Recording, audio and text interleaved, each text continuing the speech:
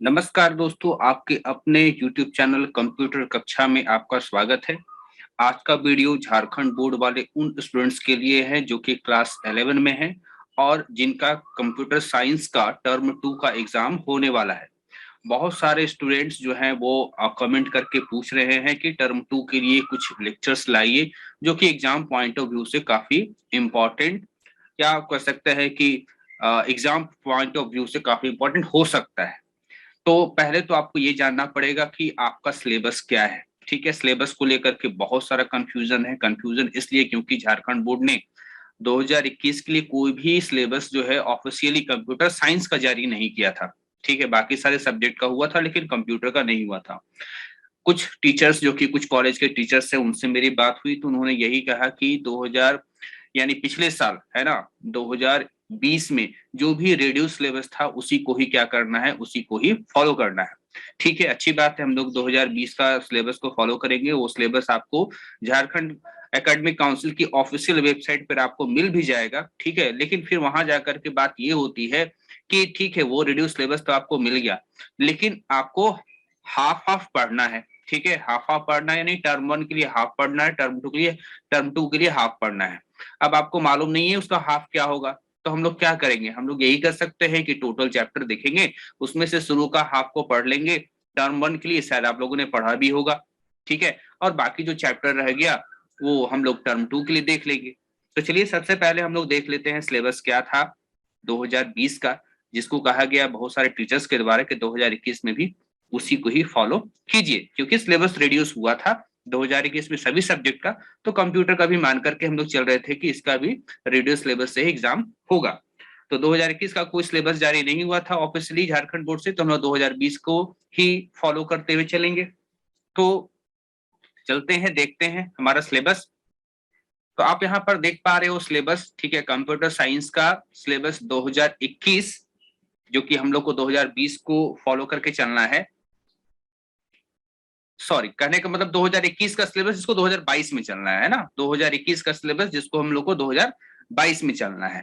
तो 2022 में सिलेबस नहीं आया था और 2021 में सिलेबस आया था, तो 2021 को ही हम लोग क्या करेंगे, फॉलो करेंगे। 2021 में भी सिलेबस रिड्यूस हुआ था। तो देखिए क्या क्या चैप्टर है क्लास 11 में। सबसे पहला चैप्टर है कंप्यूटर फंडामेंटल, इसको शामिल किया गया। यहाँ पर आप देखिए, यहाँ पर लिखा हुआ इंक्लूड। इंक्लूड का मतलब क्या हुआ कि आपको जो है ये चीज शामिल है कि नहीं वो यहाँ पर आपको बताया गया है। तो कंप्यूटर फंडामेंटल आपको पढ़ना है। सॉफ्टवेयर कंसेप्ट ये आपको पढ़ना है, ऑपरेटिंग सिस्टम है, फिर नंबर सिस्टम है, फिर माइक्रो प्रोसेसर के बारे में है ना एक chapter, memory and input devices, programming methodology, overview of C plus plus, input output in C plus plus. तो यहाँ पर आप देख रहे हैं चैप्टर जो है टोटल 9 है, ये आपको साथ ये सारा का सारा आपको पढ़ना था, पढ़ना है भी। अब आते हैं हम लोग बाकी के चैप्टर की ओर। तो बाकी का चैप्टर देखिए यहाँ पर लिखा है chapter 10 operators in C plus plus, जो कि क्या करना है, आपको पढ़ना है। ठीक है, फिर अगला है control statement in C plus plus, जो कि आपको नहीं पढ़ना। ये बताया गया है 2021 के सिलेबस में, ठीक है, कि नहीं पढ़ना है। आगे देखिए क्या क्या है, device and character input output, ये आपको नहीं पढ़ना है। Library functions and header files, ये आपको पढ़ना है। और इसके बाद आगे आप देखिए तो यहाँ पर आगे सबके बारे में कह दिया गया है कि आपको नहीं पढ़ना है। ठीक है, अब यहाँ पर थोड़ा सा कंफ्यूजन है। कंफ्यूजन ये है कि आपको याद होगा कि 2022 में क्या कहा गया था कि सिलेबस रिड्यूस होकर के 70% हो जाएगा। ठीक है, 100 में 70% है ना, टोटल जो सिलेबस 100% है उसमें से 70 ही पढ़ना है। लेकिन 2021 में ऐसा नहीं था। 2021 में क्या था कि 60% पढ़ना था। दैट मीन्स कि ये जो सिलेबस हम लोग देख रहे हैं 2021 वाला, इसमें 60% चीज को शामिल किया गया है। ठीक है, तो यहाँ पर अपने मन से है ना प्रिकॉशन रखिएगा, थोड़ा सावधानी बरतिएगा अपने मन से। क्या कर सकते हैं, मेरा सजेशन ये है कि आप इन दो चैप्टर, जो चैप्टर नंबर 11 है, ये जो चैप्टर नंबर 12 है ना, 13 तो खैर है ही, आप एटलीस्ट ये सारे चैप्टर को जरूर देखिएगा इस बार टर्म 2 के एग्जाम के लिए। ठीक है, टर्म 2 के एग्जाम के लिए ये सब चीज भी आपको देखना है ना, ये देख लीजिएगा। ये सिलेबस आपको कहाँ मिलेगा, झारखंड एकेडमिक काउंसिल की वेबसाइट पर आपको मिल जाएगा। 2021 का है क्योंकि 2022 में कोई सिलेबस नहीं था। तो मेरे कहने का मतलब ये है कि अगर ये दो चैप्टर अगर आप पढ़ भी लेते हैं तो 70% आपका 70% सिलेबस जो है वो हम लोग मान के चले कि चलिए कवर हो जाएगा। अब आप बोलेंगे सर इसको क्यों नहीं शामिल किए, तो देखिए ये जो है आगे का चैप्टर है, ठीक है, और आगे का चैप्टर जो है ये थोड़ा टफ चैप्टर है। टफ चैप्टर को हम लोग ये मान करके चल रहे हैं कि ये एग्जाम में नहीं पूछेगा, है ना। अब हम लोग ये जानना चाहेंगे कि जो इस बार टर्म 1 का जो एग्जाम हुआ, इस बार जो टर्म 1 का एग्जाम हुआ उसमें क्वेश्चन किस किस चैप्टर से आया होगा, ठीक है, किस किस चैप्टर से आया होगा। क्या वो कंप्यूटर फंडामेंटल से पूछा था, क्या ये सॉफ्टवेयर कॉन्सेप्ट से पूछा था, ऑपरेटिंग सिस्टम, नंबर सिस्टम, है ना, microprocessor, memory, input output devices, programming methodology, overview, C plus plus, input output in C plus plus, क्या इससे पूछा था टर्म 1 में, ठीक है। तो हम लोग चलिए टर्म 1 का जो एग्जाम हो चुका था, एमसीक्यू टाइप का जो एग्जाम हुआ था इस बार, है ना, 2022 में क्लास 11 का, उसका हम लोग सॉल्यूशन भी देखेंगे और हम लोग समझ भी लेंगे कि इतने सारे चैप्टर्स में से किस किस चैप्टर से सवाल पूछा था और किससे सवाल नहीं पूछा था। जिससे सवाल नहीं पूछा था उसको हम टर्म 2 के लिए तैयारी कर लेंगे, है ना। तो चलिए चलते हैं, देखते हैं। तो ये हमारा रहा क्लास 11 कंप्यूटर साइंस, ठीक है, क्लास 11 कंप्यूटर साइंस टर्म 1 का क्वेश्चन पेपर ईयर 2022 जो 2022 में हुआ, ठीक है। आप यहाँ पर देखिए कि ये जो आपका क्वेश्चन पेपर है वो किस टाइप का है, वो एमसीक्यू टाइप का है, ठीक है, किस टाइप का है, एमसीक्यू टाइप का है। क्वेश्चन पेपर हो सकता है आप लोगों को थोड़ा विजिबल ना हो, ठीक है, क्योंकि जो है क्वालिटी मुझको मिला था क्वेश्चन पेपर का वो बहुत पुअर क्वालिटी मिला था, इसलिए केवल आप मेरी बात को ध्यान से सुनना, है ना। तो टर्म 1 जो आपका एग्जाम हुआ कंप्यूटर का वो हुआ एमसीक्यू टाइप का, जिसमें कहा गया कि आपको टाइम मिलेगा 1 घंटे का और जो फुल मार्क्स होगा वो होगा 40 मार्क्स, ठीक है। अब यहाँ पर चूंकि आपको ओएमआर सीट मिला होगा और ओएमआर सीट में ही आपको सही से जो है सीट को भरना होगा, है ना, क्वेश्चन का सही ऑप्शंस को देखते हुए। तो हम लोग आगे चलते हैं और देखते हैं कि क्वेश्चन क्या क्या पूछा था। सबसे पहला क्वेश्चन था कि इंफॉर्मेशन इज, है ना, इंफॉर्मेशन इज, इंफॉर्मेशन क्या है, तो इसका सही आंसर होगा आपका मीनिंगफुल डेटा, यानी option number 3, information is meaningful data, है ना। आगे क्वेश्चन नंबर 2 क्या पूछा था, what is the full form of CPU, CPU का फुल फॉर्म क्या होता है, तो इसका जो फुल फॉर्म होता है वो होता है सेंट्रल प्रोसेसिंग यूनिट, जो कि यहाँ किसी भी ऑप्शन में नहीं दिया हुआ है ना। यहाँ दिया हुआ है chip process unit, connected processing unit या चैट प्रोसेस यूनिट, होता है सेंट्रल प्रोसेसिंग यूनिट। तो इसका सही आंसर होगा नन ऑफ दिस, यानी ऑप्शन नंबर 4। आगे है क्वेश्चन नंबर 3 कि memory is measured in which unit, ठीक है, मेमोरी जो होता है उसको आप कैसे मेजर करते हो, किलोग्राम में करते हो कि मीटर में करते हो कि बाइट में करते हो कि नन ऑफ दिस, इसका सही आंसर होगा हम लोग बाइट्स में करते हैं, ठीक है। तो देखिए क्वेश्चन पेपर थोड़ा सा जो है विजिबल नहीं है, ठीक है, पुअर क्वालिटी है क्वेश्चन पेपर का, तो मेरी बात को केवल आप लोग सुनिएगा, क्वेश्चन पेपर तो आपके पास होगा ही क्योंकि आप लोगों ने इस साल एग्जाम दिया है। क्वेश्चन नंबर 4 कहता है कि choose odd one from the following, बोल रहा है कि 4 आपको यहाँ पर चीजें दी हुई हैं उसमें से बताइए सबसे अलग कौन सा है। तो ऑप्शन 1 है स्पीड, ऑप्शन 2 है एक्यूरेसी, ऑप्शन 3 है IQ 0 और ऑप्शन 4 है वर्सैटिलिटी, ठीक है। तो कंप्यूटर स्पीड के मामले में बेहतर है, हाँ ठीक है, एक्यूरेसी भी बेहतर है, मतलब बेहतर एक्यूरेसी होता है कंप्यूटर का, और वर्सैटिलिटी, ये एडवांटेजेस है, ये 3 एडवांटेजेस है। लेकिन IQ 0 जो कहा गया है ना वो कंप्यूटर का क्या है, डिसएडवांटेज है। तो 3 एडवांटेज है और एक डिसएडवांटेज है, तो यहाँ पर सबसे अलग कौन माना जाएगा, अलग माना जाएगा वो डिसएडवांटेज, तो option number 3 IQ 0। Question number 5 BIOS is an example of, ठीक है, बायोस किसका एग्जाम्पल है, 1 इंग्लिश प्रोग्राम का, 2 प्री रिटेन प्रोग्राम को कहते हैं, ऑप्शन 3 लाइव वेयर को कहते हैं, या ऑप्शन 4 नन ऑफ दिस। इसका सही आंसर होगा प्री रिटेन प्रोग्राम, ठीक है, बायोस जो है एक प्री रिटेन प्रोग्राम होता है। आगे बढ़ते हैं question number 6, the evolution of computer started with the first computing machine called, कहता है कि जब कंप्यूटर का जो इवोल्यूशन शुरू हुआ, यानी कंप्यूटर का विकास कर सकते हैं या कंप्यूटर का शुरुआत कर सकते हैं, ठीक है, तो सबसे पहला कंप्यूटिंग मशीन कौन था, तो उसका सही आंसर होगा एबेकस था, ठीक है। Question number 7, the third generation computer used blank for internal operation, कि जो थर्ड जनरेशन कंप्यूटर होता था वो इंटरनल ऑपरेशन के लिए किसका इस्तेमाल करता था, तो ध्यान दीजिए फर्स्ट जनरेशन में जो होता था वो वैक्यूम ट्यूब होता था, ठीक है, सेकंड जनरेशन में ट्रांजिस्टर आया और थर्ड जनरेशन में आया IC, that is integrated circuit. इसका सही आंसर होगा इंटीग्रेटेड सर्किट, 7 का होगा 3। Question number 8, analog computer takes input in the form of, ठीक है, जो एनालॉग कंप्यूटर होता है वो इनपुट को किस रूप में लेता है, ठीक है। तो एनालॉग होता है कंप्यूटर, एक डिजिटल होता है। डिजिटल जो चीजें होती हैं वो 0 और 1 के रूप में चीजों को लेती हैं, लेकिन जो एनालॉग कंप्यूटर होता है वो फिजिकल क्वांटिटी को लेता है। तो इसका सही आंसर होगा 2, that is volts ampere Celsius. ये फिजिकल क्वांटिटी है, तो फिजिकल क्वांटिटी को एज अ इनपुट लेता है। और 0 1 कौन लेता है? 0 1 लेता है digital computer. Analog computer physical quantity को एज अ इनपुट लेता है। Question number 9, PDP-11 wax 700 magnum, ये कुछ नाम दिया गया, ये किसका नाम है? माइक्रो कंप्यूटर का नाम है, मिनी कंप्यूटर का नाम है, मेन फ्रेम कंप्यूटर का नाम है, या फिर सुपर कंप्यूटर का नाम है? तो ये सभी सुपर कंप्यूटर का नाम है। आगे चलते हैं। Question number 10, which of the following is not a system software? इसमें से कौन सा सिस्टम सॉफ्टवेयर नहीं है? ऑपरेटिंग सिस्टम, हाँ ये सिस्टम सॉफ्टवेयर है। लैंग्वेज प्रोसेसर, हाँ ये सिस्टम सॉफ्टवेयर है। वर्ड प्रोसेसिंग, वर्ड प्रोसेसिंग जो है वो सिस्टम सॉफ्टवेयर नहीं है। तो इसका होगा 10 का क्या होगा? थर्ड, कि वर्ड प्रोसेसिंग यानी कि MS वर्ड जो है वो सिस्टम सॉफ्टवेयर नहीं है। आगे चलते हैं। नेक्स्ट हम लोग देखिए question number 11, Windows Vista is a blank operating system, ठीक है। विंडोज विस्टा किस प्रकार का ऑपरेटिंग सिस्टम है? तो देखिए विंडोज आज के डेट में हम लोग जो विंडोज 7 चलाते हैं या विंडोज 10 चलाते हैं, उसी प्रकार का विंडोज विस्टा हुआ करता था। उसमें फीचर्स थोड़े से कम हुआ करते थे, लेकिन आज के डेट में जो विंडोज 10 जो है या विंडोज 7, उसमें क्या होता है कि एक यूजर बैठ करके उसमें बहुत सारा काम कर सकता है ना। गाना भी चल रहा होता है, आप उसमें ड्राइंग भी कर रहे होते हैं, आप उसमें मतलब टाइपिंग भी कर रहे होते हैं। तो एक कंप्यूटर जिसपे एक व्यक्ति बैठ करके बहुत सारे काम कर सकता है, यानी एक ही टाइम में बहुत सारा काम आप कर सकते हो। तो ये कहलाएगा सिंगल यूजर मल्टीटास्किंग, ठीक है। सिंगल यूजर मल्टीटास्किंग, एक वक्त में एक व्यक्ति बैठ करके उसमें बहुत सारे कामों को कर सकता है। Question number 12, DBMS stand for, DBMS का फुल फॉर्म पूछ रहा है। इसका आंसर होगा 1, that is database management system, ठीक है। आगे चलते हैं। Question number 13, to develop a good program which of the following guidelines should we follow, ठीक है।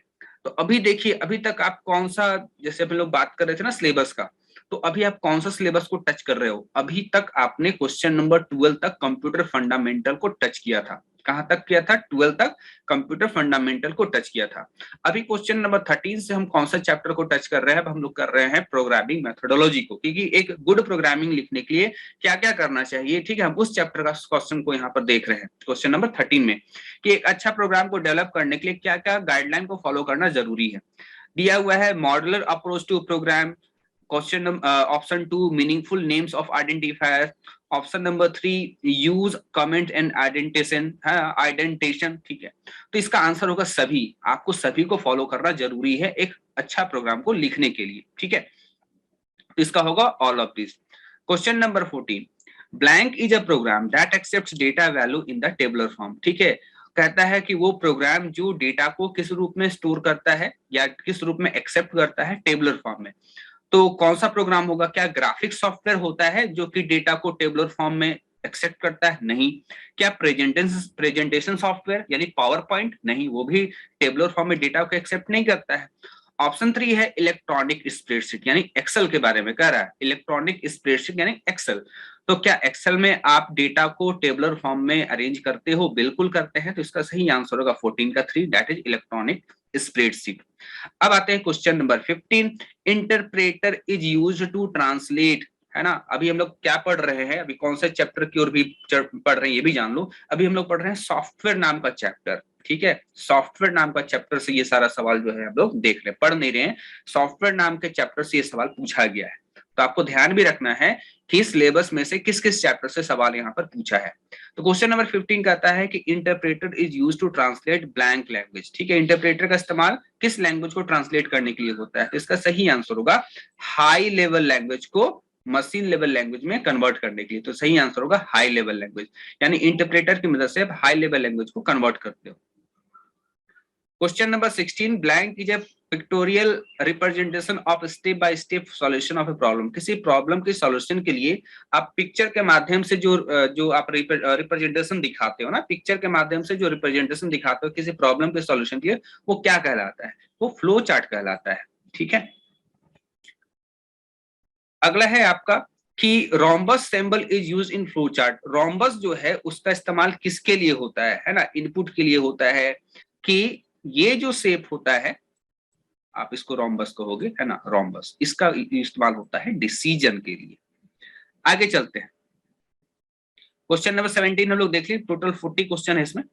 अगला है आपका क्वेश्चन नंबर 18 कि कंपाइल टाइम जो एरर होता है उसके बारे में कह रहा है कि कंपाइल टाइम एरर इज और are syntax error, semantic error, both 1 and 2 और नन ऑफ दिस। कि कंपाइल टाइम एरर जो होता है वो कब होता है, ठीक है, या कंपाइल टाइम एरर का एग्जांपल कह सकते हैं। तो सिंटेक्स एरर, सिमेंटिक एरर, तो इसका आंसर होगा बोथ 1 and 2, ठीक है। ये जो सिंटेक्स एरर जो है ना, ये आपको कब नजर आएगा, जब आप प्रोग्राम को कंपाइल करोगे। सिमेंटिक एरर आपको कब नजर आएगा, जब आप प्रोग्राम को कंपाइल करोगे तब। तो इसका होगा बोथ 1 and 2।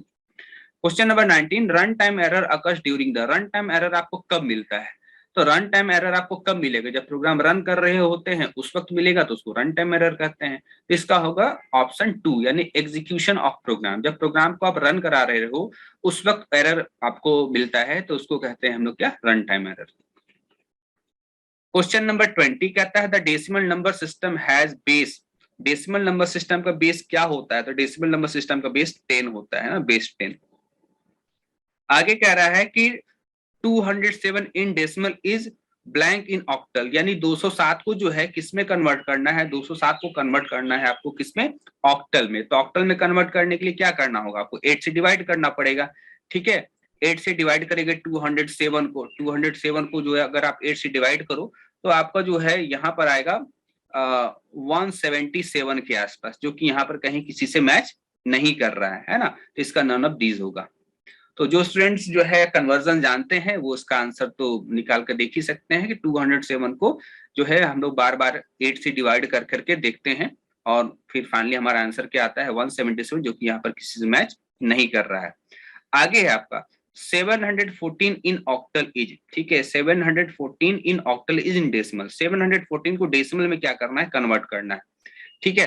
तो इसको कन्वर्ट करने के लिए क्या होगा, आपको कन्वर्ट करने के लिए ये होगा कि 714 इसका पावर प्लेस वैल्यू 0, 1 और 2, यहाँ होगा 7 इंटू 8 का पावर क्या है, 8 का पावर 2 प्लस अगला यहाँ पर डिजिट क्या है, 1 है, 1 इंटू 8 का पावर 1, फिर प्लस अगला जो है हम लोग का 4 इंटू 8 का पावर क्या, 8 का पावर 0, ठीक है। अब 64 इंटू 7, ठीक है, यहाँ पर होगा प्लस, यहाँ 8 होगा, यहाँ पर 4 होगा। अब आप इसको कैलकुलेट करके देख लोगे, जो आंसर जो है आपका मिलेगा, है ना, वो मेरे ख्याल से 460 होगा, ठीक है। आप देख लेना कैलकुलेट करके, 64 इंटू 7 प्लस 8 प्लस 4 करके जो आएगा वो आपका यहाँ पर आंसर यहाँ पर हो जाएगा, ठीक है, जोड़ करके। तो ये नंबर सिस्टम से सवाल था, है ना, नंबर सिस्टम चैप्टर से आपका ये सवाल पूछा गया था। तो चलिए नंबर सिस्टम से सवाल आपका आ चुका है, ठीक है। आगे चलते हैं, नेक्स्ट है हम लोग का C++ किस प्रकार का लैंग्वेज है, मशीन, असेंबली या हाई। तो हाई लेवल लैंग्वेज है, बहुत आसान क्वेश्चन पूछा। अगला है 24 नंबर क्वेश्चन कि every C++ program must have blank function. हर C++ प्रोग्राम में एक फंक्शन जरूर होता है, वो कौन है, वो आपका मेन फंक्शन होता है, ठीक है। अगला है क्वेश्चन नंबर 25 कि who is the developer of the C++ language. सभी कोई जानते हैं, बाजारने स्टॉप स्टॉप।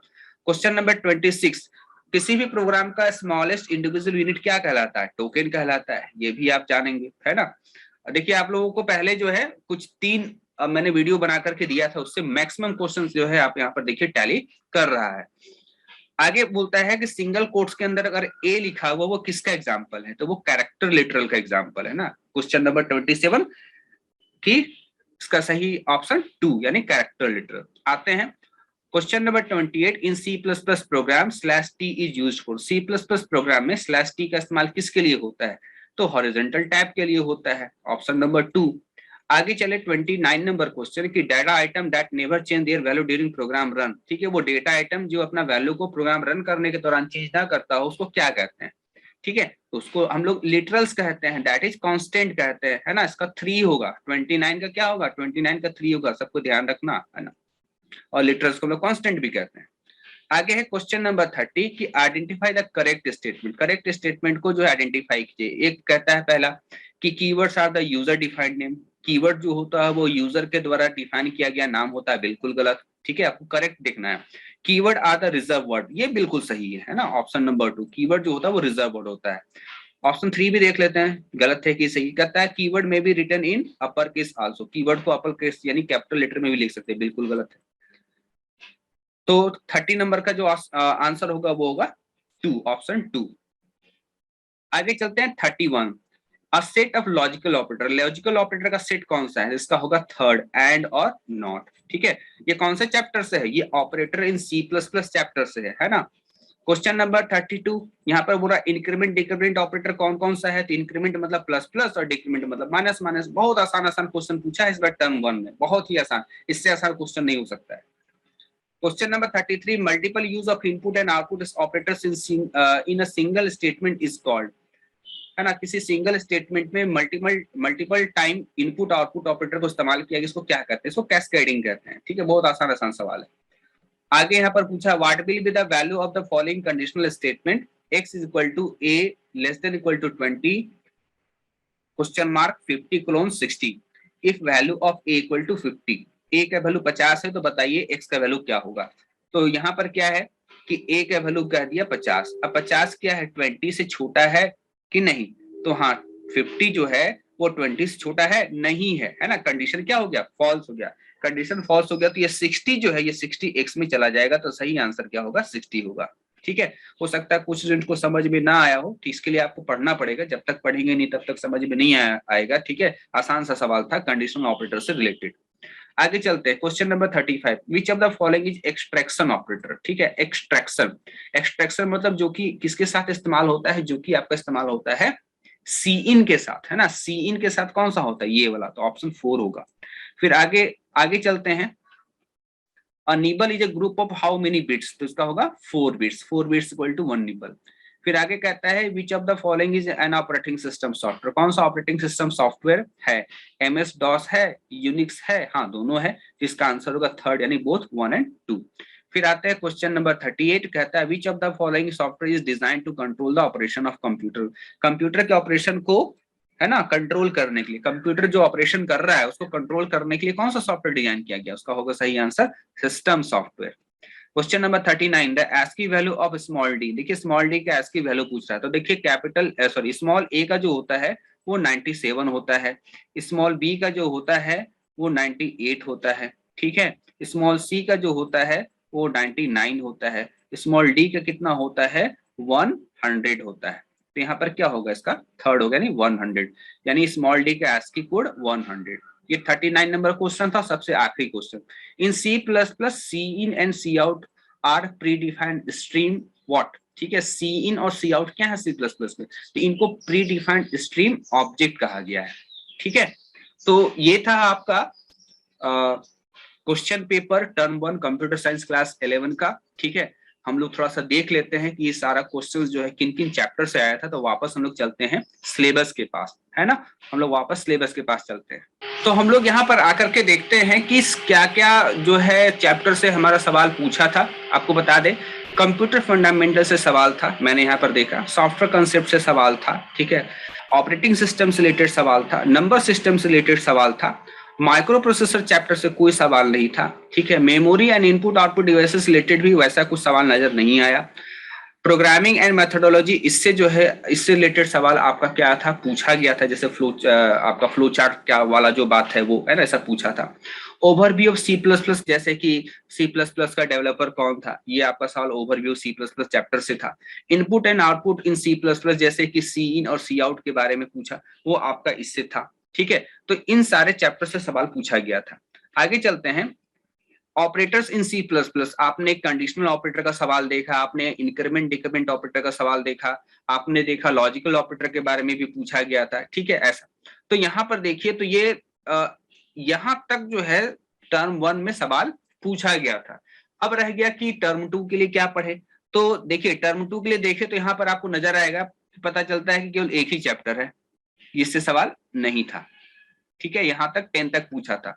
तो मेरा सजेशन बेसिकली ये है कि टर्म 2 के लिए आप कौन कौन सा चैप्टर देखिएगा, 13 device and control input output और control statement in C plus plus, जिसके अंदर आता है आपका इफ एल्स, है ना, इसके अंदर आता है आपका for loop, while loop, do while loop, इसके अंदर आता है आपका ब्रेक और कंटिन्यू, नेस्टेड लूप, ठीक है, स्विच स्टेटमेंट, ये सब कुछ आता है इसके अंदर, इस चैप्टर के अंदर।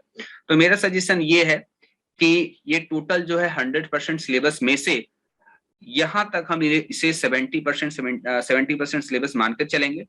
अभी हमने देखा कि जो टर्म 1 में सवाल पूछा था वो यहां तक आया था, 10 तक, है ना, कहां तक आया था हम लोगों का, इस चैप्टर तक आया था, चैप्टर नंबर 10 तक आया था। इससे पहले जो हमारा चैप्टर था वो चैप्टर 9 से भी सवाल पूछा था, 8 से भी पूछा था, 7 से भी पूछा था, थोड़ा सा 5 और 6 से उतना कुछ पूछा नहीं था, बाकी से सारा सवाल हम लोग का पूछा था। तो मेरा कहने का मतलब बेसिकली ये है कि सिलेबस बहुत क्लियर आपको दिया नहीं गया था झारखंड बोर्ड की तरफ से, तो इन चैप्टर्स को भी एक बार जरूर देख लीजिएगा, इससे भी टर्म 2 से रिलेटेड सवाल आ सकता है। और बेसिकली ज्यादा से ज्यादा C++ आपको देखना है, यानी यहां से आप देखना शुरू कीजिएगा, बेसिकली यहां से चैप्टर 8 देखिएगा जरूर अच्छे तरीके से टर्म 2 के लिए, है ना, चैप्टर 9 देखिएगा अच्छे तरीके से टर्म 2 के लिए, उसके बाद आप देखिएगा चैप्टर 10 भी जरूर देखिएगा टर्म 2 के लिए, 11 भी देखिएगा, 12 भी देखिएगा और 13 भी देखिएगा, ठीक है। 12 को थोड़ा इग्नोर कर सकते हैं लेकिन इतना देख सकते, बाकी इधर 14, 15, 16 ये चीज आपको देखने की जरूरत नहीं है, फंक्शन, एरे, स्ट्रिंग, ये सब आपको देखने की जरूरत नहीं है। तो मेरे ख्याल से आप लोगों को बहुत हद तक जो है क्लियर हो चुका होगा, या बहुत हद तक आप लोगों के सर से ये जो है बोझ उतर चुका होगा कि हम लोगों को टर्म 2 के लिए क्या क्या पढ़ना है, ठीक है। तो इस वीडियो के बाद भी आप लोगों को कुछ वीडियोस मिलेगा, ठीक है, कुछ सवाल कि किस तरह का सवाल हो सकता है, ठीक है, वो भी मेरे अपनी तरफ से गेस करके ये कहा जा रहा है, ठीक है, एग्जैक्ट तो नहीं बता सकते कि क्या सवाल पूछेगा नहीं पूछेगा, वो तो क्वेश्चन पेपर सेट करने वाले ही जानेंगे, है ना। तो मिलते हैं हम लोग नेक्स्ट वीडियो लेक्चर में। नेक्स्ट वीडियो लेक्चर में आपको क्या क्या चाहिए, है ना, इस क्लास 11 टर्म 2 एग्जाम के लिए क्या क्या चाहिए मुझको कमेंट करके जरूर बताइएगा। तब तक के लिए थैंक यू।